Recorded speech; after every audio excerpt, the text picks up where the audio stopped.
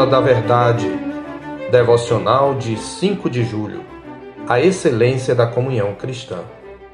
Oh, como é bom e agradável viverem unidos os irmãos! É como óleo precioso sobre a cabeça, o qual desce para a barba de Arão, e desce para a gola de suas vestes.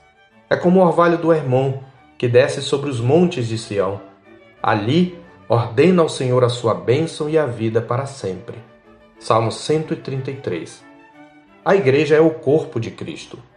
Esta verdade aponta para a nossa unidade nele. E porque somos um só corpo, mesmo sendo diferentes uns dos outros, podemos desfrutar das bênçãos comuns da salvação e compartilhar nossas alegrias e tristezas, nossa riqueza e nossa pobreza. Não podemos desfrutar de um bem comum sem estar unidos. É somente pelo fato de que somos um em Cristo que podemos ter tudo em comum. No entanto, mesmo sendo um só corpo, por causa do pecado em nosso coração, muitas vezes não valorizamos a experiência de estar juntos. Mas a Escritura diz que é na comunhão uns com os outros que desfrutamos dos benefícios da unidade que temos em Cristo. Por isso devemos nos esforçar incansavelmente para preservar esta unidade através da comunhão, do estar juntos, como nos recomenda Paulo em Efésios 4:3. Esforçando-vos diligentemente por preservar a unidade do Espírito no vínculo da paz. O Salmo 133 nos mostra a excelência da unidade e da comunhão, um tesouro de bênçãos espirituais excelentes que todos devemos valorizar. Oh, como é bom e agradável viverem unidos os irmãos, diz o verso 1, onde o salmista nos convida a contemplar esta beleza. Embora isto se aplique a todas as ocasiões em que nos reunimos como igreja, o salmista está se referindo especialmente ao culto. A palavra viver tem a mesma raiz de sábado, o dia especial em que Israel se reunia para adorar. Quando adoramos juntos o Senhor, manifestamos a beleza, a preciosidade e a alegria de sermos um só. Antes da monarquia davídica, no período dos juízes, Israel era um povo dividido. Agora, sob a liderança do rei Davi, eles podiam adorar juntos. Depois de declarar como é bom e agradável estarmos juntos para adorar o Senhor, Davi compara essa união a duas coisas que eram conhecidas dos israelitas: o óleo da unção e o orvalho do Hermon. O óleo da unção lembra primeiramente a aliança.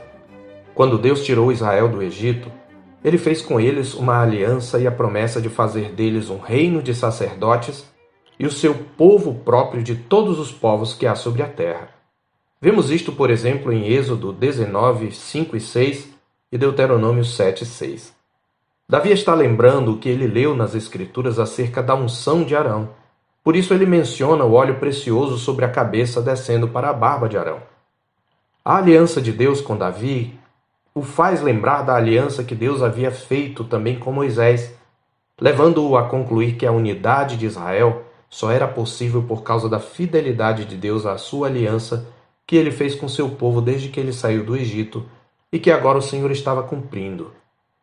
Isto nos ensina uma primeira lição. A comunhão entre os irmãos é garantida pela fidelidade pactual de Deus.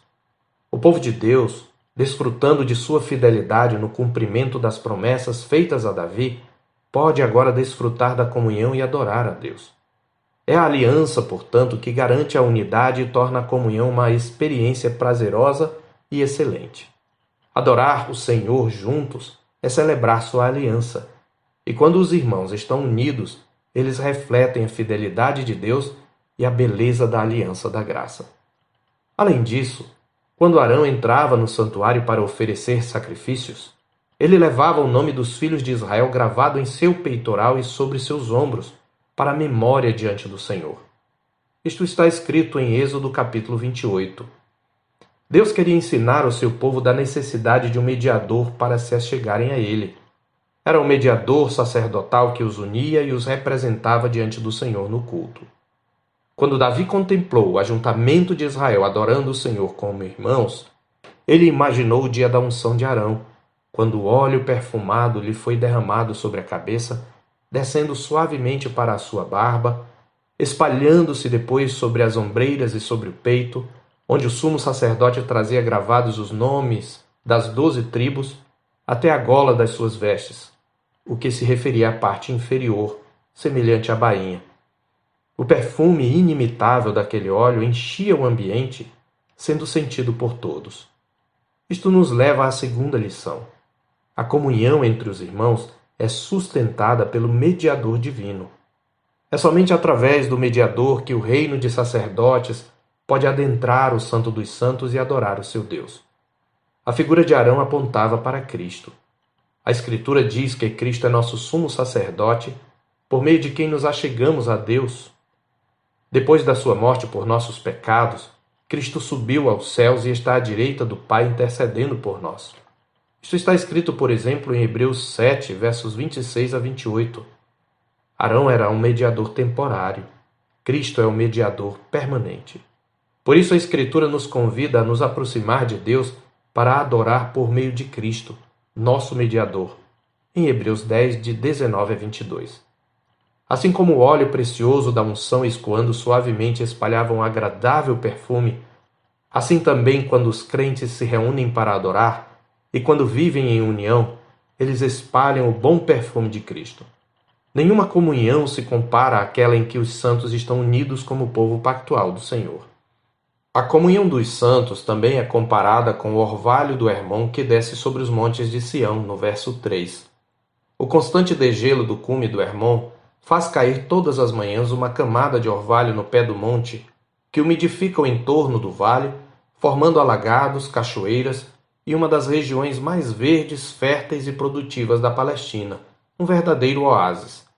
Dos 4 riachos nascidos ao pé do Hermon, forma-se a nascente do rio Jordão, que percorre, banha e abastece toda a terra de Israel de norte a sul, formando o mar da Galileia e desaguando no Mar Morto.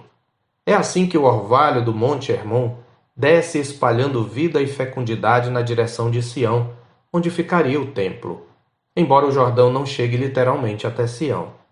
Assim, o norte e o sul são unidos pela provisão do Senhor. Esse fenômeno geográfico nos traz outra lição. A comunhão entre os irmãos produz frutos e crescimento espiritual na vida deles. Isto significa que precisamos uns dos outros. Davi termina afirmando que ali, no ajuntamento solene, ordena ao Senhor a sua bênção e a vida para sempre. É Deus quem nos salva e abençoa por meio de Cristo. Mas esta bênção e salvação são desfrutadas por nós na comunhão da igreja e celebradas no culto. É no culto que aprendemos a palavra de Deus e lhe rendemos graças por sua salvação. É também no culto que celebramos a aliança através dos sacramentos. Então é quando estamos juntos adorando que temos uma maior experiência de Deus. O culto no dia do Senhor é como um oásis no deserto depois de uma semana cansativa de trabalho e estudos. É por isso que devemos dar valor à comunhão com os irmãos e nos esforçar por mantê-la. Portanto, devemos ter alegria em adorar o Senhor juntos, porque é juntos que crescemos na fé, aprendemos a servir a Cristo e uns aos outros. É juntos que desfrutamos melhor da presença de Cristo. A comunhão dos santos é bela, refrescante, aprazível e fecunda como um oásis no deserto. É vívida e pulsante, porém suave e fragrante como um unguento derramado. Porque é na comunhão dos santos que Deus, por meio do seu Espírito, ordena a bênção e a vida para sempre. Eu sou o pastor Marcos Augusto, pastor da Terceira Igreja Presbiteriana de Boa Vista, em Roraima.